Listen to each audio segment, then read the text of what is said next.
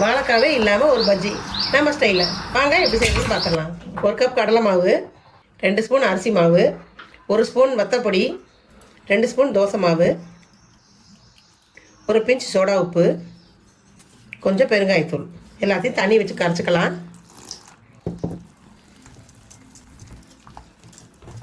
கொஞ்சம் உப்பு, கட்டி இல்லாமல் நல்லா கரைச்சிக்கோங்க. இன்னும் கொஞ்சம் தண்ணி சேர்த்துக்கலாம். ஸ்பூனை முக்கி பார்த்தா ஸ்பூனோட மெட்டல் தெரியாத அளவுக்கு கோட்டிங் ஆகிக்கணும். இந்த பக்கம் கரெக்டாக இருக்குது. பஜ்ஜிக்கு தேவையான ப்ரெட்டை கட் பண்ணி எடுத்துக்கலாம். ப்ரெட்டு இப்படி கொஞ்சம் ஹார்டாக இருக்கட்டும். பேக்கரியில் உள்ள பண்ணை வச்சு ட்ரை பண்ணாதீங்க. டிப் பண்ணிவிட்டு உடனே எடுத்து எண்ணெயில் போட்டுடலாம். ஒன்று ஒன்றா டிப் பண்ணி எடுங்க, மொத்தமாக உள்ளே போட்டு வைக்காதீங்க, ஊறிடும். இந்த ப்ரெட்டு ரொம்ப டேஸ்டியாக இருக்கும். ப்ரெட்டில் உள்ள லைட்டாக மைல்டாக ஒரு இனிப்பு, மேலே உள்ள உப்பு காரம், செஞ்சு பாருங்கள். டேஸ்ட் செம்மையாக இருக்கும். ரோஸ்ட் ஆகிடுச்சு, இப்போ எடுத்துடலாம். வயசானவங்களும் நம்பி ப்ரெட் பஜ்ஜியை சாப்பிட்லாம்.